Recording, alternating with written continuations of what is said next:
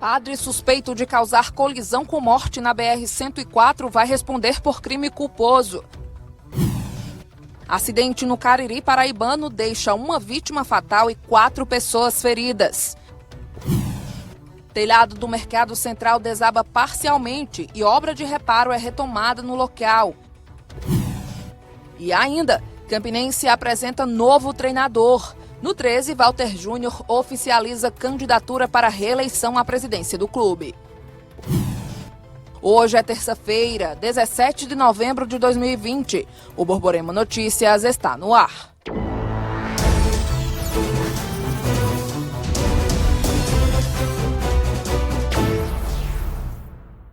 Olá, boa noite. O Borborema Notícias de hoje começa atualizando as informações sobre o caso do padre suspeito de dirigir embriagado e causar um acidente com vítima fatal em Esperança. A Justiça acatou o pedido de liberdade provisória feito pelos advogados do sacerdote, liberou o religioso e este irá responder por crime culposo, quando não há intenção de matar. A liberação do padre ocorreu ontem à tarde. Ele estava detido na carceragem da Central de Polícia.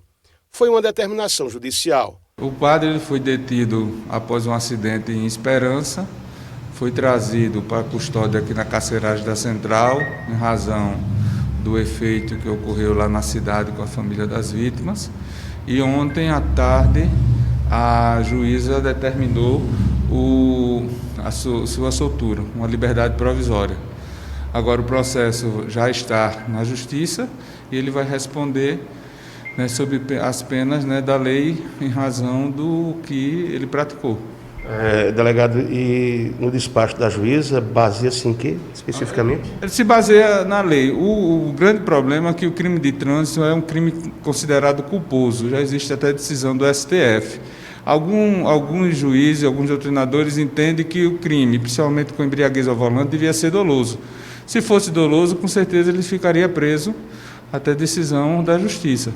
Mas como é culposo e a lei assim permite, ele vai responder em liberdade. O padre, na noite do domingo, dirigiu um carro saindo de Esperança e bateu numa motocicleta com 2 ocupantes. Um dos ocupantes morreu e o outro foi socorrido para o hospital de trauma. Padre José Assis se recusou a fazer o teste do bafômetro, mas conforme a Polícia Rodoviária Federal, ele apresentava sinais de que tinha ingerido bebida alcoólica. A Diocese de Campina Grande ainda não se pronunciou se o padre Assis vai ser afastado das funções de sacerdote. Sobre Adailton da Silva, de 42 anos, que sobreviveu ao acidente, ele permanece internado no hospital de trauma e o estado de saúde é estável. E um homem foi encontrado morto ontem em uma estrada em Cachoeira do Gama, zona rural de Massaranduba, com uma facada no pescoço. A polícia ainda não tem pistas de quem cometeu o crime e a família da vítima pede justiça. O corpo do agricultor José Félix Pereira Filho foi encontrado na manhã do domingo nessa estrada da comunidade Cachoeira do Gama, em Massaranduba, no Agreste. José Félix tinha 41 anos de idade e foi assassinado com um golpe de faca. A cunhada dele, Lindaci Pereira, espera que tudo seja esclarecido, pois até agora os familiares não sabem o que aconteceu. Segundo informação do dono do bar, que ele esteve lá e saiu de lá por volta de 9 a 10 horas da noite, né? E que no bar se encontravam as pessoas lá. E teve até um amigo dele que chegou a pagar um copinho de cana para ele. Mas, infelizmente, ninguém sabe nem o que aconteceu e a família pede por justiça, né? Que não pode ficar impune. João Félix falou sobre o irmão. Bebi as cachaças dele. Eu dizia a ele, rapaz, não anda no meio do mundo à toa não, que isso não dá certo não. 10, 12 dias, 15 dias de cachaça. Ele saía para beber, não parava? Parava não. Parava não. Mas também não fazia mal a ninguém como ele? Não. Que assim, ele era meio agressivo, isso aí tem que dizer, né? Ele era meio agressivo, gostava, se juntou aí com as pessoas que não devia, começou a mexer no que é dos outros, aí só acontece isso. Aí depois que passou lá para onde eu botei ele para morar, que ele não tinha onde morar, ele não mexeu em nada de ninguém, que eu saiba não. Na cena do crime, fazendo os levantamentos, compareceram os policiais da Delegacia de Homicídios aqui de Campina Grande. Mas o crime será investigado pela delegacia em Massaranduba. E qualquer informação que possa esclarecer esse homicídio, diz que 197. Um acidente de carro na estrada que liga os municípios de Sumé e São José dos Cordeiros, no Cariri paraibano, deixou 4 pessoas feridas e resultou na morte de uma mulher de 40 anos. Paulo Pessoa tem as informações. O acidente aconteceu na noite desta segunda-feira entre os municípios de São José dos Cordeiros e Sumé, no Cariri paraibano. Uma mulher morreu na hora e 4 pessoas ficaram feridas. A mulher foi identificada como Maria Rejane da Silva, de 40 anos. Ela estava no veículo que era dirigido pelo marido dela, que acabou perdendo o controle do carro e capotando várias vezes. O homem ficou ferido e foi socorrido para o hospital de Sumé. Os 3 filhos do casal, que viajavam no banco de trás, adolescentes de 16 e 12 anos e uma criança de 11 anos, foram socorridos para o Hospital de Trauma de Campina Grande. Eles passam bem e receberam alta na manhã de hoje. Paulo Pessoa para o Borborema Notícias. Uma operação conjunta da Polícia Rodoviária Federal e Polícia Militar apreendeu R$300 mil em mercadorias ilegais no sertão paraibano. Essas e outras informações você confere agora no nosso Giro de Notícias. Em Condado, no Sertão, a PRF e a PM apreenderam mercadorias de vestuário sem documento fiscal.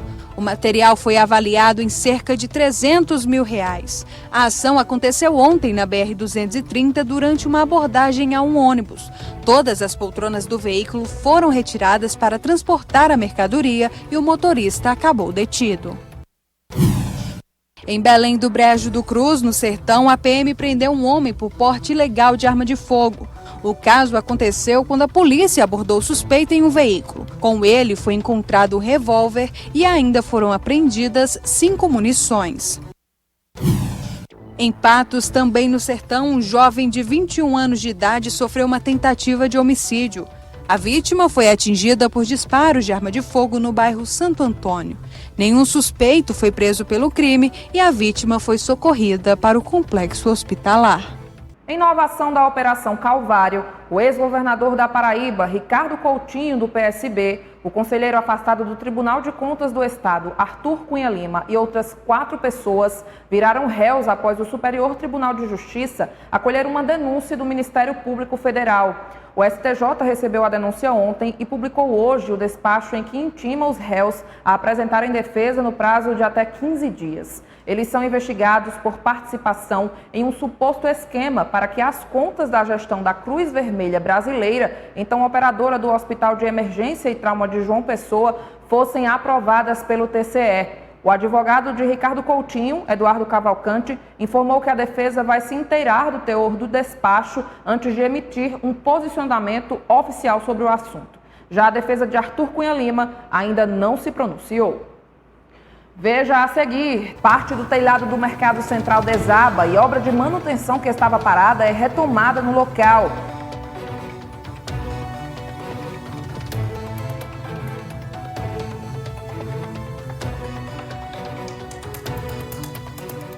E a gente volta falando sobre a queda de parte do telhado do Mercado Central. De acordo com a administração do local, a obra de reparo estava parada há mais de uma semana devido à falta de uma peça. Depois do susto, a manutenção foi retomada. O vídeo amador mostra o momento em que parte do telhado do Mercado Central vai caindo. Veja que muitas pessoas passavam no local. O acidente foi no final da feira do sábado e, por sorte, ninguém ficou ferido. Graças a Deus, não. Se sensibilizaram, mas de pronto imediato, a gente, junto com o secretário-geral do Nobre, Josivaldo, Defesa Civil, Corpo de Bombeiro, vieram aqui na feira e foi feito o que deveria ser feito, ou seja, prevenção, fazer isolamento, tanto por parte dos sanitários, como estacionamento de moto e pela parte externa do mercado. Seu Antônio vende feijão e fava em uma barraca que fica bem embaixo de onde aconteceu o acidente. Um barulho muito forte na hora, seu Antônio? Foi um tiro danado, pipoco grande. Um susto grande? Foi, correu todo mundo, né? Hoje o senhor continua comercializando seus produtos, apesar de que a estrutura está aí cedida, o risco continua. É porque precisa, é a necessidade? É, necessidade.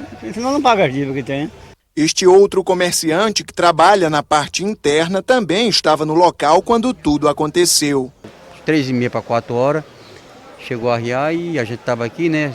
Se deparou com a situação e foi arriando, né, em si, já praticamente no final da feira. E aconteceu, né, que nem você está vendo a situação aí, mas a gente estamos esperando, que nem teve a Defensoria Civil, teve o secretário da Memória veio aí, e ver qual é a solução que vão tomar aí para resolver, tomar uma providência cabível para dar continuidade aos trabalhos que eles estão dando aí, né? Segundo o administrador da feira, a reforma do telhado já foi licitada e deveria ter começado em março, mas por conta da pandemia foi interrompida pelo Ministério Público. Em virtude de todos os recursos só ser liberado para a pandemia, então ficou impossibilitado. Mas, no mês de setembro para outubro, agora, os engenheiros fizeram mais uma vez uma solicitação ao Ministério Público para ver se viabilizava essa liberação desse dinheiro para dar continuidade a essa manutenção. Em setembro, um laudo técnico assinado por um engenheiro da Secretaria de Serviços Urbanos e Meio Ambiente pedia a retomada da obra diante do risco para feirantes e clientes. A verba não teria sido liberada, mas mesmo assim o município teria retomado a obra, que estava parada há mais de uma semana por conta de uma peça. Infelizmente, a equipe que estava trabalhando, em virtude de uma peça que ficou de fazer, que ainda não tinha concluído, veio nesse último sábado, essa pequena queda, né, que teve aí da cobertura, mas graças a Deus sem vítima fatal. Nesta terça, a obra foi retomada e a parte onde o acidente aconteceu acabou ficando isolada. Por conta da queda de parte do telhado do Mercado Central, este comerciante de sacos ele vai ter que ser removido deste local. Ele será transferido para um outro ponto da feira central para que não corra nenhum tipo de risco no caso de um novo acidente. Não há previsão para a conclusão de toda a reforma do telhado, o que preocupa os comerciantes. Quando começaram, caiu a parte. Agora ninguém sabe, vão jogar as peças novas, como é que vai ser agora, né? E a gente muda de assunto para falar de eleições. A Paraíba elegeu no último domingo 37 mulheres prefeitas, sinônimo de muita representatividade e empoderamento. Dos 222 chefes de executivo eleitos no último domingo na Paraíba, 37 são mulheres. A mais bem votada foi Luciene Gomes, do PDT, reeleita prefeita de um dos maiores colégios eleitorais da Paraíba, o município de Bahia. Ela recebeu mais de 21 mil votos. Com pouco mais de 1.180 votos, Marineide, do PL, foi eleita prefeita do município de Carrapateira. Entre as 37, a mais jovem é Joyce, prefeita eleita do município de Duas Estradas. Ela tem apenas 27 anos. Aqui em Campina Grande, houve uma renovação de 11 cadeiras na Câmara Municipal. 6 mulheres. A partir de 2021, 7 das 23 cadeiras do Parlamento Mirim, na Rainha da Borborema, serão ocupadas por mulheres. Veja no próximo bloco, Botafogo de João Pessoa vence o Vila Nova e sai da zona de rebaixamento. E ainda, Luciano Silva chega a Raposa e fala de metodologia agressiva de trabalho.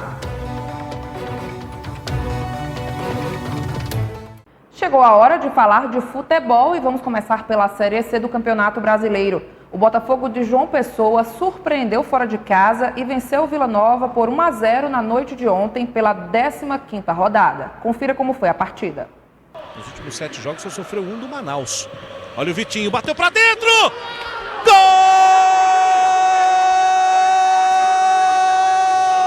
do Botafogo!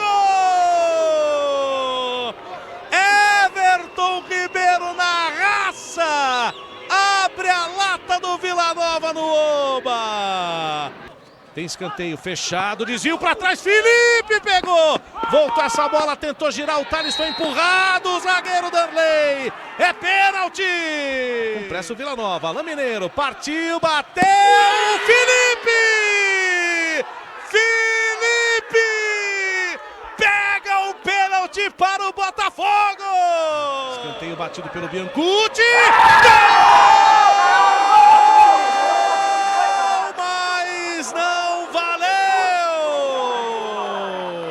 Rodrigo Andrade na frente, bom passe, David na cara do Marcão, dividiu, vai entrar, gol, mas não valeu, David deu a aquela olhadinha, tem impedimento não, pé alto. Jogo perigoso, Solada.